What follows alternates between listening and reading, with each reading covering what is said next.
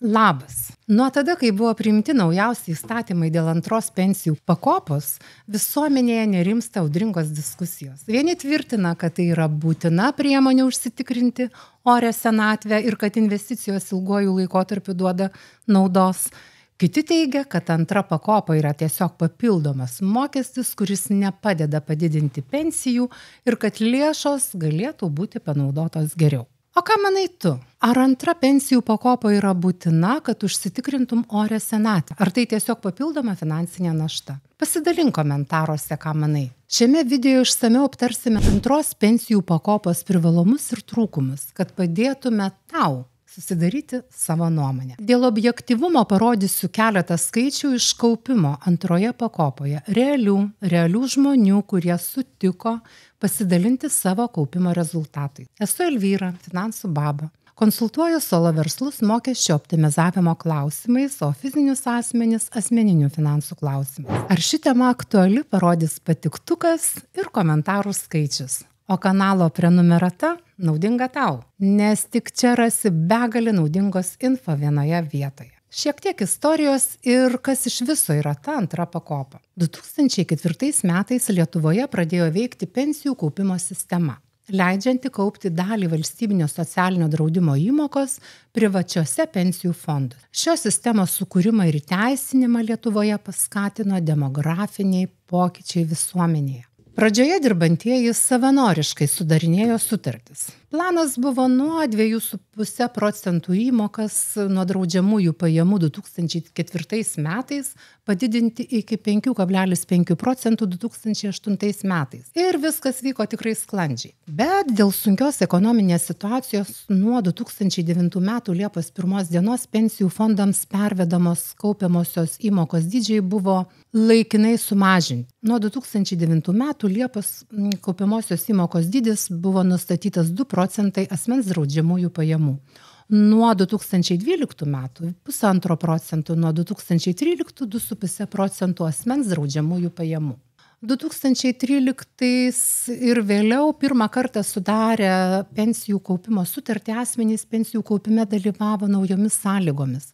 Įmokos į dalyvių asmeninę pensijų sąskaitą mokamos iš 3 šaltinių. Iš sodrai sumokėtos įmokos, papildomos dalyvio lėšomis mokamos pensijų įmokos ir valstybės biudžeto lėšų. Tie, kurie sutartis buvo pasirašę iki 2013 metų, turėjo galimybę laikotarpiu nuo 2013 balandžio 1 iki lapkričio 30 apsispręsti, kaip toliau dalyvauti pensijų kaupimo sistemoje. Stabdyti socialinio draudimo įmokų pervedimą į pensijų fondus ir nuo 2014 metų likti tik sodros sistemoje, tęsti kaupimą prisidedant savo lėšomis ir gaunant papildomą įmoką iš valstybės biudžeto. Ar dalyvauti pensijų kaupime ankstesnėmis sąlygomis, tai yra pensijų fondus pervedant tik nustatyto dydžio socialinio draudimo įmokas. Pasirinkus kaupimą naujomis sąlygomis su papildomomis asmens bei valstybės biudžeto įmokomis arba pasirašius pensijų kaupimą sutartį po 2013 metų sausio 1, nuo 2014 metų pensijų įmokos dydis sudarė iš 2% sodros įmokos, papildomas 1% dalyvio pajamų įmokos ir 1% pensijų įmokos iš valstybės biudžeto lėšų. Lietuvos statistikos departamento paskelbto už praeitų metų 4 ketvirčių šalies ūkio darbuotojų vidutinio mėnesinio bruto darbo užmokesčio vidurkio dydžio. Nuo 2016 metų papildomos dalyvio lėšomis mokamos įmokos dydis buvo 2% dalyvio pajamų, o iš valstybės biudžeto už dalyvį mokamos įmokos dydis 2%. Nuo 2020 metų pensijų įmokos turėjo būti 3,5% sodros įmokos papildomo 2% dalyvio pajamų, jo lėšomis mokamos įmokos papildomas iš valstybės biudžeto už dalyvį mokamos įmokos 2%.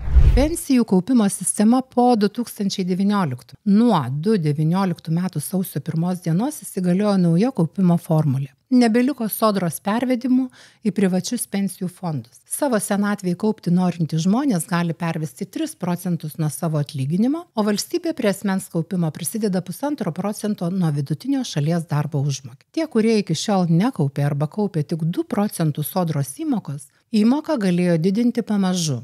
nuo 1,8 procentų įmokos 2019 metais, kol po 5 metų pasiekė 3 procentų lygį. Jeigu žmogus iki 2019 dalyvavo kaupime pagal 2+2+2 modelį, jis iškart mokėjo viso dydžio įmoką 3 procentų. Derėtų prisiminti, kad kaupimo formulė 3+1,5 yra nurodoma pagal naują mokesčių sistemą, sujungus darbdavio ir darbuotojo mokamus mokesčius. Nuo 2019 metų sausio 2 dienos iki 2019 metų birželio 30 dienos kaupiantiems gyventojams buvo sudaryta galimybė atsisakyti pensijų kaupimo ir rinktis 2 variantus – su visa pinigų suma grįžti į sodrą ir atstatyti savo teisės į pilną senatvės pensiją arba stabdyti kaupimą pensijų fonde ir palikti pinigus jame iki sukaks senatvės pensijos amžius. Taip ir rinkosi žmonės.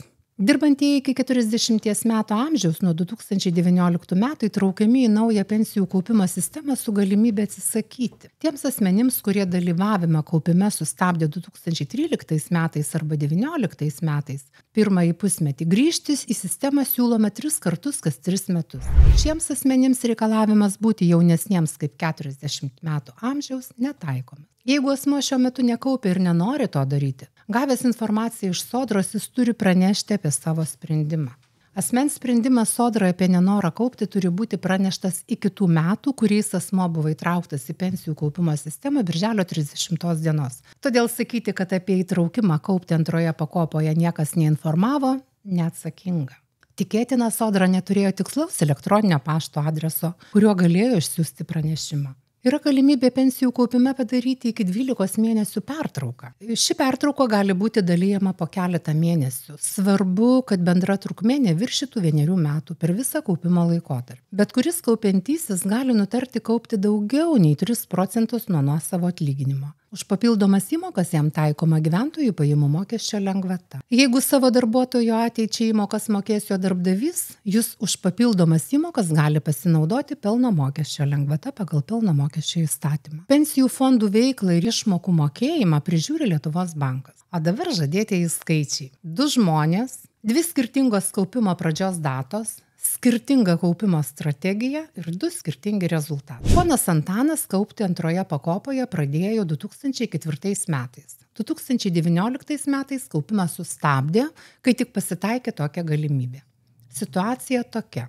Pats Antanas į antrą pakopą įmokėjo 375 eurus 3 centus. Sodra įmokėjo 765 eurus 70 centų.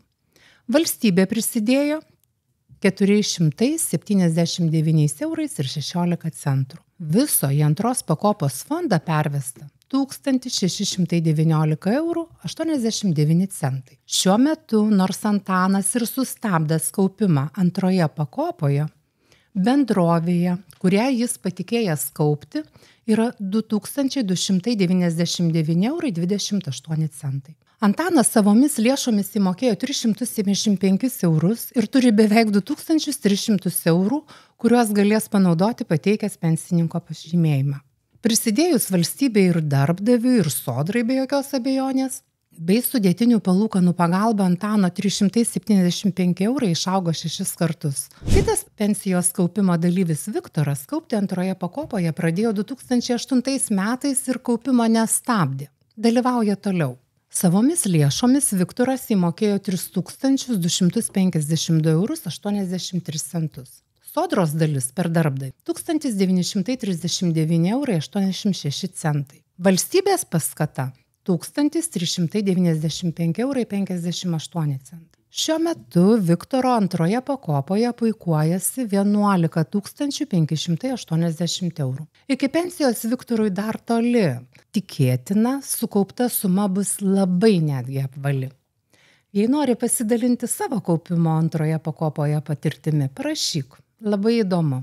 Visgi, jei manai, kad kaupimas antroje pakopoje ne tau, kviečiu neištaškyti pinigų skirtų tavo ateičiai ir susikurti savo finansinę pagalbę nenumatytiems atvejams ir pensijai savarankiškai. Daug patogiau nei patikėti viską valstybei. Aš pati kaupiu trečioje pakopoje, taipogi savarankiškai, tačiau šis įrankis irgi ilgalaikis ir lengvatinis, o šios dienos lanksčiam taupimui naudoju Freedom 24D sąskaitą. Mano metinės palūkanos siekia iki 5% tiesiog už pinigų laikymą. Palūkanos išmokamos kiekvieną darbo dieną ir turiu galimybę išsiimti tuomet, kai yra poreikis. Na ir žinoma galimybė ne tik efektyviai taupyti lenkiant infliaciją, bet ir investuoti. Jei iki 5% pelnas yra per mažas, yra ir ilgalaikiai taupimo planai, su galimybė gauti daugiau net iki 7,2% metinių palūkanų. Video aprašyme rasi nuorodą, registruokis ir pamatysi, kaip nesudėtinga naudotis. Nebejoju, jei pradėsi rūpinti savo finansais, susikursi puikius finansinius įrankius ir nereiks tau sukti galvos, kaip efektyviai darbinti kiekvieną eurą. O pinigai nuperka nepriklausomybę tiek nuo valstybės ir kitų institucijų, tiek nuo darbdavio ar klientų. Savimi visada pasirūpinsi pats. Ačiū, kad žiūrėjai.